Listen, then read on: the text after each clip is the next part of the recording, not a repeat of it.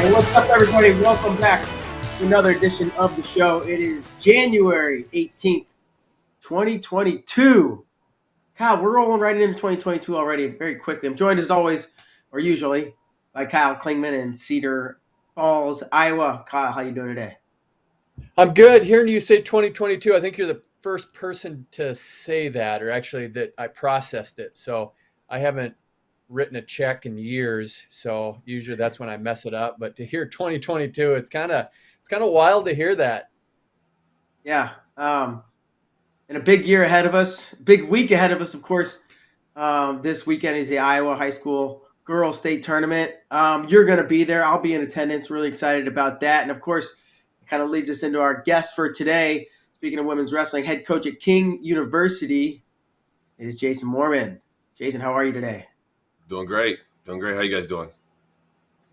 I'm here with We're Kyle doing great. and you now. We're So doing. it's going to be I better. mean, Can't be better, right? hey, dude, we could go through the credentials right now, which are impressive. 4 WCWA titles.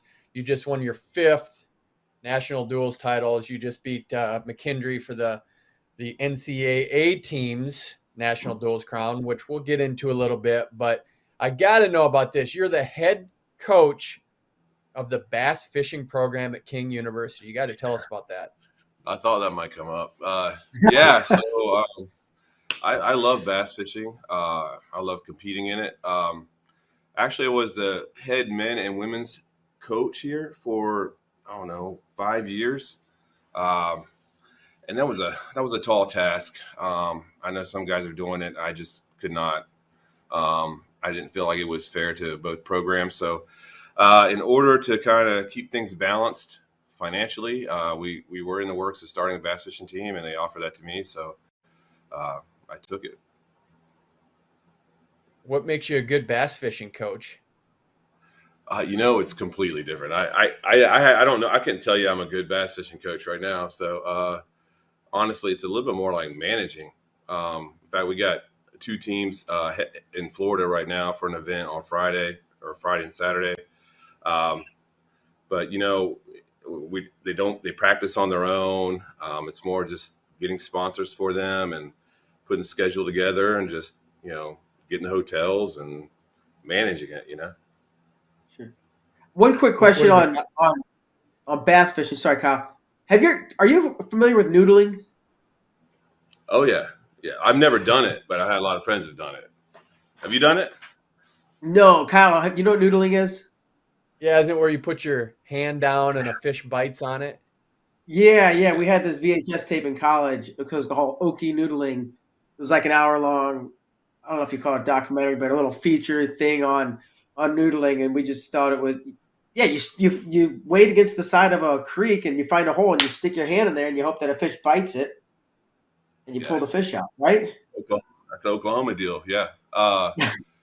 It's so funny that you mentioned that. I think like the first few years we had a program, I actually had a voicemail, the lady in my office on my phone, and she said, "Hey, we're a producer for," because they had some reality shows where they were doing noodling, and she said, we're a reality show, and we're interested in having your women's wrestling team on." And I was like, "This is a joke, no way. Why would they call us all the way in Bristol, Tennessee, and."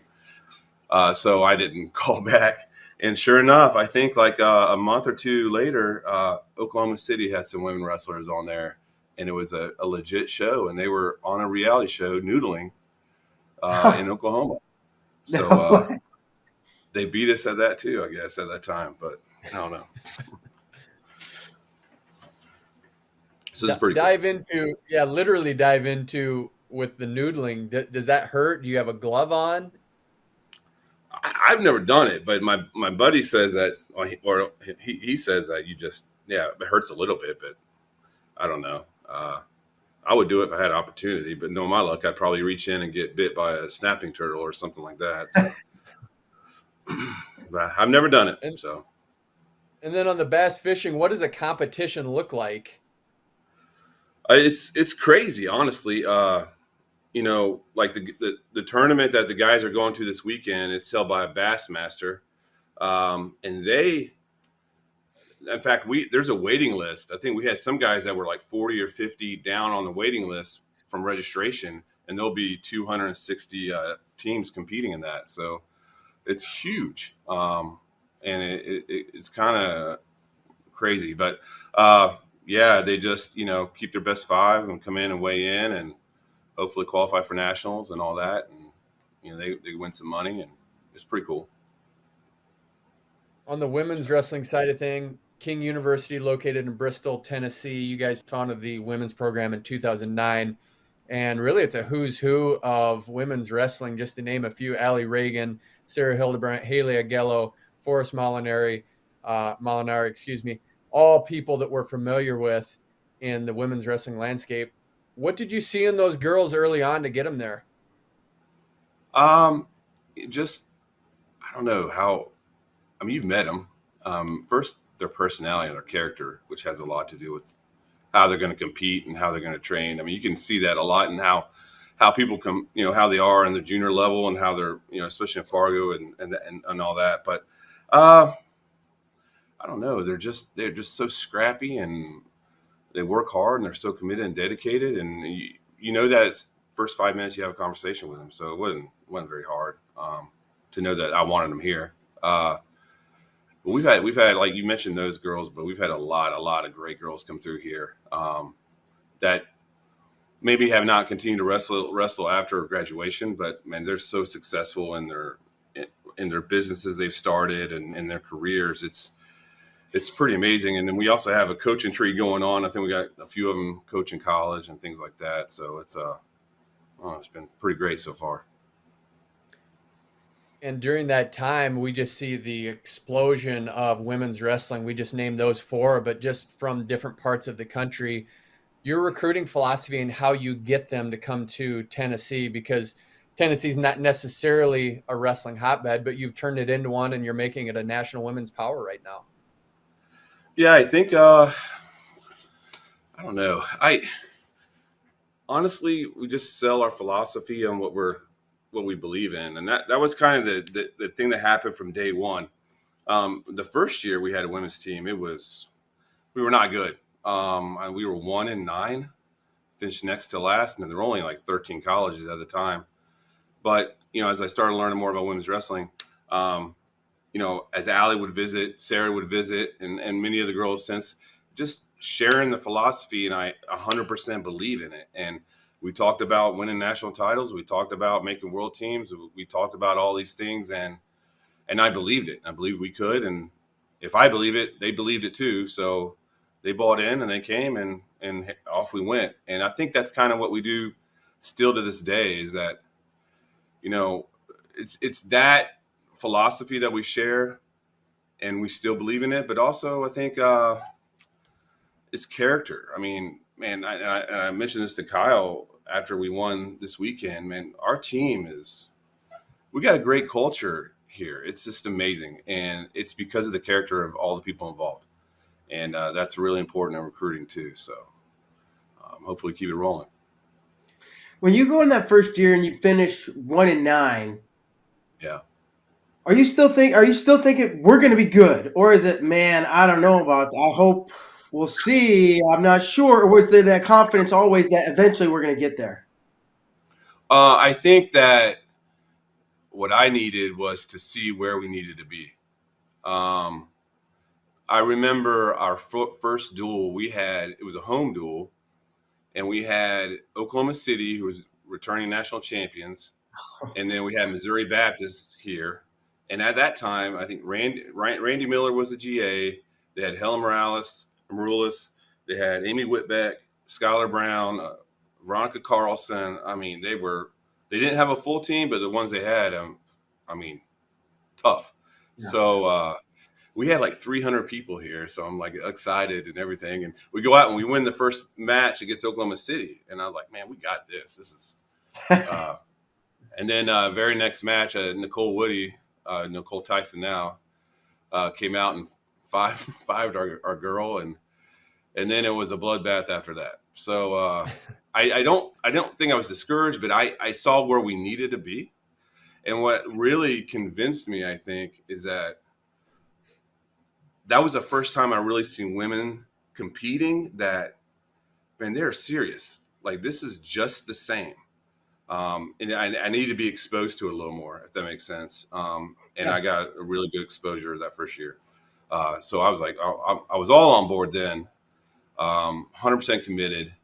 Even kind of stepped away from the guys a little bit and got recruiting and next year I think we finished fourth, and next year second, and we started moving forward. So As we mentioned, 2009, you start the program and you're building this culture of world and Olympic teams. Just to put that in context, the women's wrestling wasn't added in the Olympics till 2004 and then 2008. So you're still early on. How do you build that culture so they see the vision of going beyond just college? I think, one, just having those little small goals, obviously, of like, junior worlds. I think that when we first got everybody here at the beginning, it was like, all right, we need to make a junior world team, and then we need a junior world medal. And now, okay, we also talked a lot about, the senior level athletes and going to the OTC and getting that training in. But I wanted to make it was very important to not feel like, hey, you're going to go and you're going to get this exposure and great training because they're here. We wanted to be like, no, we can compete with them. We're going to compete with them, and we're going to try to beat them every single time we can. And I think that we just constantly were pursuing that. And then once we had the opportunity to make an Olympic team at or an Olympic trial and then make a run, they were very hungry for it. So, and So I'll tell you what, going back, go ahead. Well, I was on, and I'll tell you, I remember as far as like one of our first trials we went to, I'll never forget this. It was at Carver Hawkeye. And Emily Martin, who was a transfer from Northern Michigan, was phenomenal, phenomenal leader. And that was probably, honestly, to talk about it earlier, that was probably another integral part of our program is having her come in. She was a little bit older. Was able to establish some leadership with a room full of young women. So having her was very invaluable. But I'll never forget, as they escort you out, they take you to your staging area. They escort you out. I think Madonna was wrestling on one of the mats, and you guys know how it is. He scores a takedown, and it just erupts. And of course, I'm in Emily's ear, like, see, they're so pumped to watch you wrestle. I mean, let's get after it, But it was a pretty surreal moment, and I don't know, man. Trials at Carver Hawkeye is something else. So, but yeah, It really is. Yes, it's special. And thinking back to what Mark had talked about going 1-9 that 2009 season, let's fast forward to 2014. You win your first WCWA championships and you beat Oklahoma City by 2 points. Would you just take us through that big tournament? Because if you go through some of the names and you look at it, it really is the who's who of women's wrestling even today. But what do you remember about that tournament? man, you're right about who's who. What we had was Helen still in that national championship. Yeah. Mira. Mensah, yeah. D'Estasio for Canada, or for Simon Fraser, who's a world champ for Canada. Man, that was a tough tournament. We just honestly, it was kind of the same thing that we do now. I mean, these individual tournaments, we don't put any pressure on them to like get bonus points, and we're not like, hey, you need to get falls, you need to do this, because I mean, we do that for the duels. So, every one of them had an individual goal of winning a national title, and I want them to stay focused on trying to perform at their highest level. And I didn't want them to stress about having a tech fall or a fall. So just go wrestle. And in fact, it came down to Julia and she was like the last finals match that we had. And that was one thing I made sure no one told her was, do not tell her what's on the line. Just let her go wrestle. And she still thanks me to this day for that, I think. But yeah, she went out and she got the win, and that's what locked it up for us.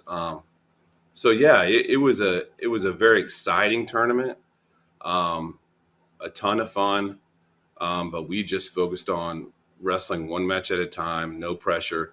I mean, if you get all those national champs and you don't win a team title, I'm fine with that, you know. So that's what we focused on.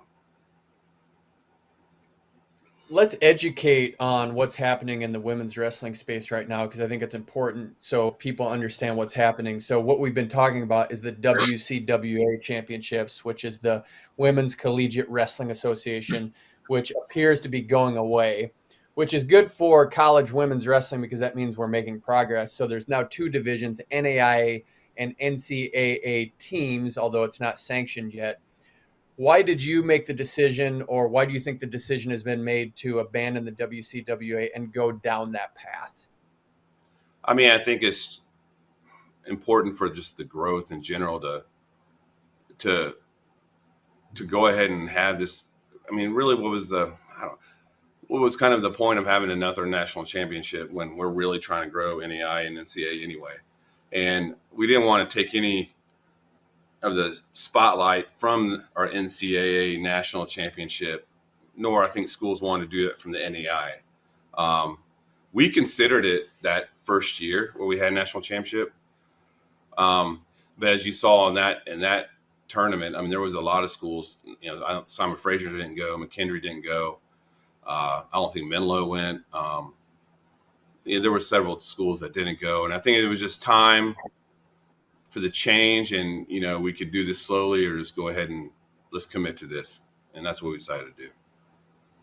But the WCWA was, I mean, I don't think women's wrestling at all would be where it is today if it wasn't for that association and for those guys that put that together. Yeah, it's created a lot of great wrestlers at the senior level and people and coaches, and it was just, we're very thankful to have had that, and now we're ready to get this NCAA on championship status, and you're ready to have a national championship with the NCAA official. Yeah, so hopefully we have that in a few years. Of course, King is an NCAA school. When you heard the announcement of Iowa adding women's wrestling, what were your thoughts? Well, I had a feeling. So, I mean, it's exciting for sure. And I think Chun's great. I mean, they have a great hire with Clarissa for sure. I think it's going to be interesting to see what happens as more of these Division I programs start, which they're going to, and what kind of happens to the Division II level and then the Division III level. Because right now, Division III, I think, is outpacing Division II. I mean, they're starting programs left and right. So Iowa starting women's wrestling is huge for the sport. I think that's huge for the high school level. We're starting to see more states starting to commit to sanction it. And I mean, they're gonna be tough right out the gate. I mean, you know that. So I think it's a great thing. And I think I mentioned, like, when we talked Kyle last time, I'd love to have a duel out there, but I don't know. It's probably a pretty intense environment. I know that. I've been out there. So I remember telling you that, and I was like, oh man, well. No, we look forward to having an opportunity to wrestle against them and just test our skills all the time, you know. Have you seen it already affect recruiting? Because we've already seen pictures of the Blade sisters at Iowa wrestling duels, and it's big time when you have Iowa behind you. No matter what the program is, it's going to be a big push to get them there. Have you noticed a difference already? I have. I have for sure, and now we're having a lot more of the conversations with some of our recruits where, well, even when it started, they didn't even hire Clarissa yet. I want to see who the coach is going to be. I want to see, what Iowa can do, and that was expected.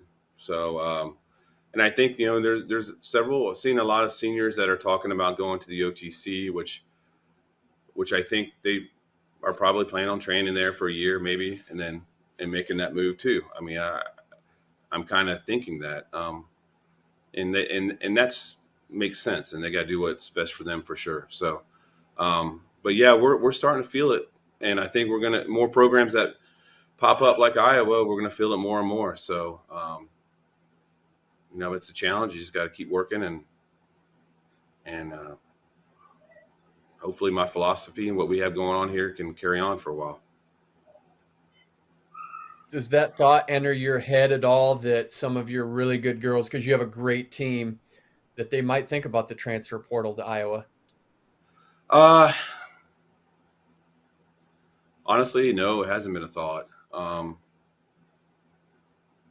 I think, what we do here, again, it's the culture. I think our girls, they love it here.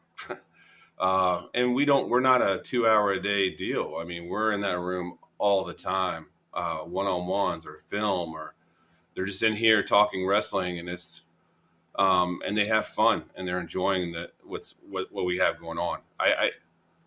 And it may happen. I mean, but I currently don't have any fear that it's going to happen. But if it does, we'll face it. I know it's happened to one or two other schools. So, no, now you got me thinking about it, Kyle. Thanks a lot, Kyle. No, Yeah, well, no, you got to just vote. You can't. You can only control the controllables, right? So, these girls are here, and they're gonna get our 100%, and that's what they're gonna get. And I'm not gonna worry about, whether this program might start or I was started. I'm worried about will this girl go here or will this girl go here? No, I mean I gotta give them everything, and then if that comes up, that'll be their decision, and we'll handle it from there. But it's just not a thought. Allie Reagan, who we mentioned, said you're the man, and that's high praise coming from someone who made our top 100 list and two-time world silver medalist. But when we think about the culture and what you're building there, it's kind of a solo effort. I think you may have lost your assistant coach that you had earlier in the season, picked up another one. So how are you building this? You got to give us some insight into how you're building this culture you keep talking about. I just lost Aaliyah. Her last day was Friday because she got into WCAP. So she's off today for basic. So I'm back solo 100%. But I don't know. It's just honestly, and it's so cliche. It's cliche. But we focus on we call it being elite, being the best version of yourself. And you hear that all over the place. But I don't know. What we do is we talk about that, but then we really work hard on skills that will help you be that way. Because it's easy to do it when things are easy, but when you're tested, and that's when these skills come into play, is when adversity hits you right in the face, and now how can I be the best version of myself when I'm dealing with all this stuff? These kids, they deal with losses in their family, they deal with injuries, they deal with a lot of things that I don't even know. But we really just preach that, and then we talk about how to do it. We talk about the physics of elite performance. We talk about 4+1 to break through the barrier of becoming elite, getting out of the mountain of average, which is the comfort zone, which 80% of the people in this world are in. We talk about the 4+1, which is be relentless, embrace productive discomfort. We talk mistakes and failure of feedback. We talk about the +1 is be coachable. We do literally classroom once a week. Well, we haven't done it in a while, but especially at the very beginning of the year. And we go in the classroom and we literally have like a classroom setting. We watch some film comparing like situations that other, elite athletes have had to face, and it's just a whole process, I think, of it. And that's really it. Yeah, it's the process. We're just so committed to that part and enjoy it. I think that's the other thing that we try to do a lot here is, enjoy what we're doing.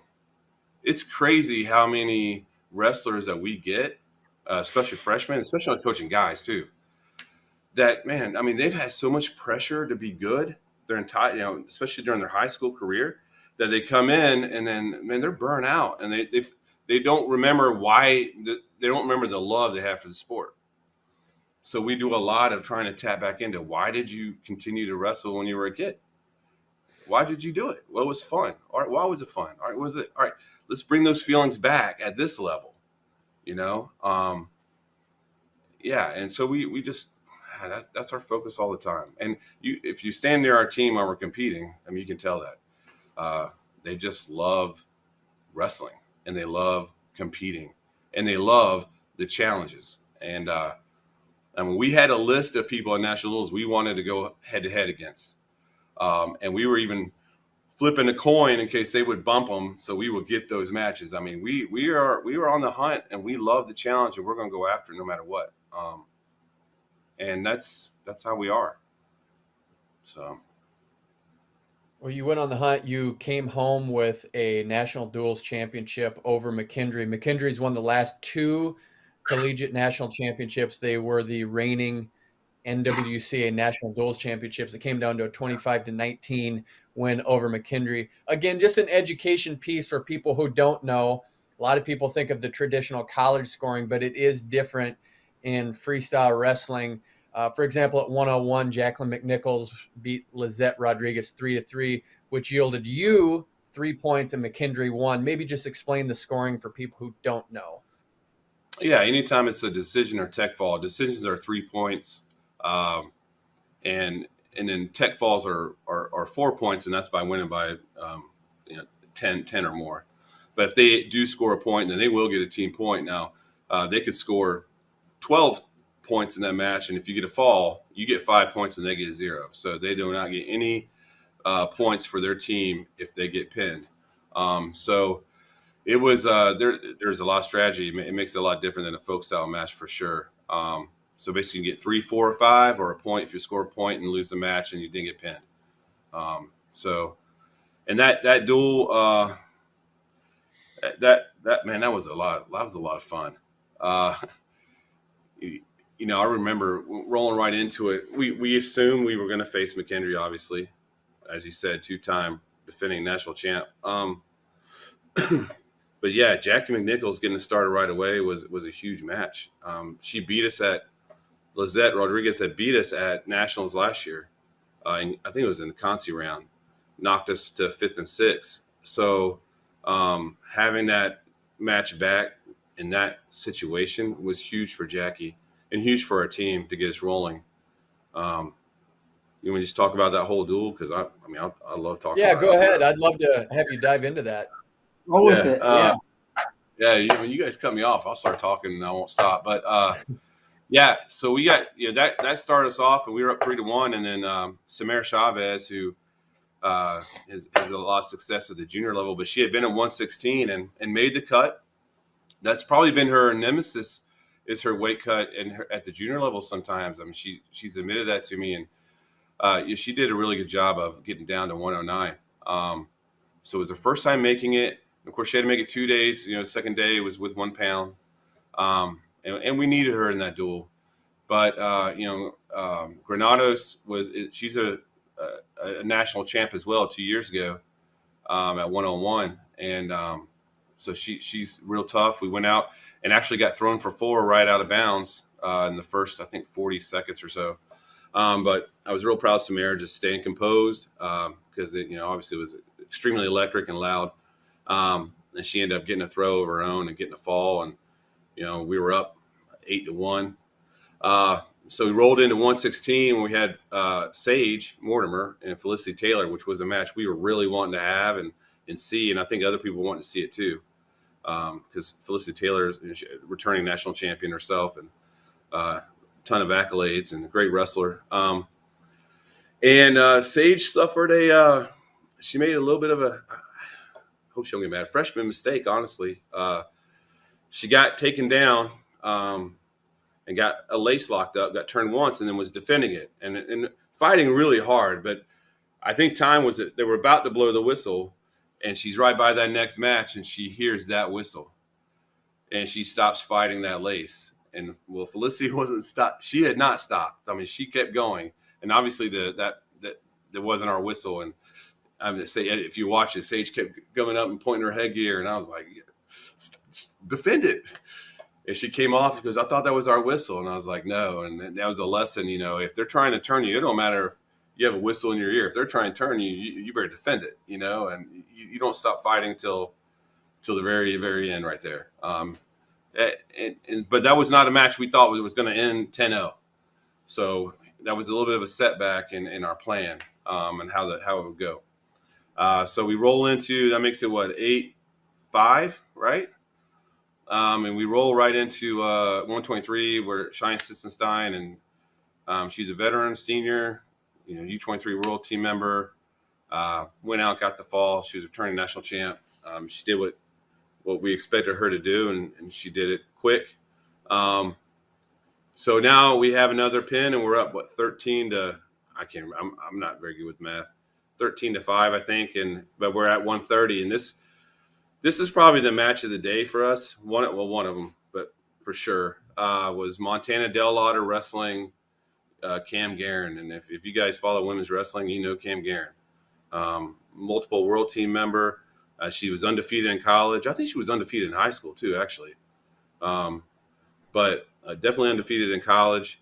They had wrestled at junior world team trials in May. And I think Montana told me this. I didn't look it up, but that Cam teched her in like 50 seconds. But it was a different story. Montana's such a hard worker, and she's grown so much since she's been here. And she went out and she got a 9-6 win over Cam and gave her first college loss, but more importantly, put us in a position where, hey, all right, we're back on track and we can win this thing. And another thing about Montana really was that she wrestled 3 people. I wrestled her 3 times during the weekend. All 3 matches were somebody that beat her from the spring.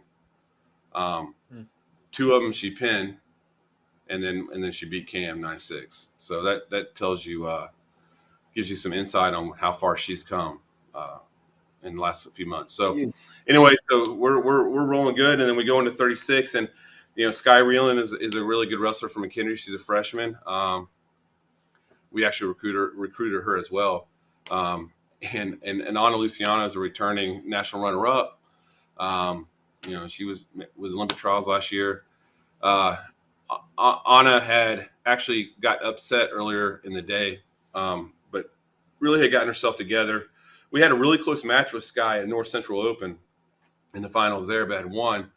And we had gotten arm spun or arm thrown from an underhook against her. So the whole goal was stay out of an underhook against this girl. And we're wrestling well. And of course, after going in the second period, Anna decides to put an underhook in and give up 4 again. So we had a conversation after that match about that. But she hit fight back. I think it was 8-5 or 7-4. I think was the final. We ended up winning a decision there. And so then we came down to 143, and we had a decision to make. Alara Boyd and Ashlyn Ortega, they have a history where, I think Alara, first few times they wrestled in college, had beaten her. We actually beat her in 2 matches to make a U23 World Team in May. And then they wrestled at the Senior World Trials in September, and Alara beat her there. So, we want that matchup again, obviously. You want to have that matchup. But Ashlyn also has wrestled Kayla Morano, who was at 55. She's wrestled her several times. And I told her, hey, I'm going to give you that matchup, but I'm thinking about moving you up. London Houston's we got another 36/43. She's a freshman, but she can score points. I'm thinking about giving her a shot here and putting you against somebody that we've had some success against. So she was like, let's do it. I'll get Lara later. So we went with it, and I think it was the right call. And we ended up losing 43 to fall, but Ashlyn got the win over Kayla Morano 5-1. And then Bowman, who's been surprising me all year, had beat Yelena McEoy earlier in the day, who was a returning national champ, number 3 on the ladder, and has wrestled Lewandowski, Joy, who was a returning national runner-up. We had beat her once in the year, and she got that win again, and that secured it for us right there. So, and Bowman's not a 70-pounder, so that's what's crazy about it. But we need her there right now, so she's rolling with it. But yes, we ended up And I don't winning. know. We lost every weight. So Yeah, 25-19. Yep. 25-19. And I don't know if Mark picked up on this. What a great memory you have. My gosh. Your mind just kept, you were able to crank all that out. Like it was down the Who, line. me? I had all the results right up here. That was good. Oh, yeah, yeah. Hopefully I didn't get it wrong, but yeah, it was an exciting duel. And the cool thing is, like, Sam and I are friends too, and we have I have a lot of respect for him and his program. And um, like I told you, Kyle, after the duel, I mean, they're going to work their tail off. I mean, they're hungry. So and we're hungry too. This was just a checkpoint, and something tells us we're doing some right things, and we have to evaluate where we got to improve, and we got to be better next time. So. But this does set us up for what's to come, the potential of you guys battling it out at the national tournament. That has to excite you. I mean, it sounds like you're that guy that loves the competition, but for wrestling fans, I think this is something we should all check into and tune into, because I think it's going to be a great national tournament. Yeah, I mean, there's so much parity too. I think in the NCAA teams. I mean, you look at Augsburg. I mean, they've got some tough girls, and they're getting better. You look at Simon Fraser wasn't there, and that was the other thing. They're tough. They're tough at every weight. 101, 109, 16 is a hammer. She's a national champ. You got Hedrick at 23. Lauren Mason's back for them. I mean, they've got Emily Q and Fisk. I mean, they're tough, and it's not going to be just a McKendry and King thing for sure. It's going to be you got to go out, you got to wrestle your best, and everyone's got to just try to achieve their goal, and we'll see where the points fall at the end of the tournament, because it's going to be real tight, I think. And then we missed out on a chance to have you and Life University. Life won the NAIA championships. You guys won the NCAA. You guys were scheduled for a duel, but that fell through. You got to tell us why that didn't happen. Yeah, that gum COVID, man. So we ended up having positives after the tournament, like every other team I think has, and we ended up having almost all of our starting lineup quarantine, including myself and my assistant coach. So, we weren't going to be out till like Thursday, hopefully. This is last week, and it just really wasn't ideal to try to. All right, let's have one day, get everybody to wait and duel a national championship team, like live. So we were still actually going to have we had it open on Sunday, where we had about 13 teams. Life was going to be there. We were going to still try to do that. Of course, as soon as I get out of quarantine, to get out, you have to test, and I test positive, so I was right back in. So our tournament director for that tournament tested positive. My Aaliyah's gone to basic for WCAP, and then I tested positive. So there's just no way we could even run a tournament or even coach our team. So we just had to cancel that too. So I hope we can reschedule it. I think it would have been really good for the sport, and real exciting, just to have especially how close that was, where we both had won it. Hopefully we reschedule it. I mean, we have not said, hey, next year. We've said, we'll look at some dates, but we'll see how it goes. But that would have been a lot of fun. It'd been a lot of fun to have. Jason, we mentioned the momentum of women's wrestling right now. If you could just give us a snapshot of what you see 10 years down the road, what will women's wrestling look like at that point? 10 years. Oof. Well, I think it has the potential to be, just as big as the men right now. I mean, close. I think it just depends on these Division I teams, and what really it depends on is the grassroots and the high school level. Because we are starting so many programs, but right now, besides Iowa, all these other programs are enrollment driven. So they've got to have rosters to survive, and they've got to be cash flow positive for those schools. And we got to continue to grow at that other level, at the high school level and the junior level, for us to be able to have kids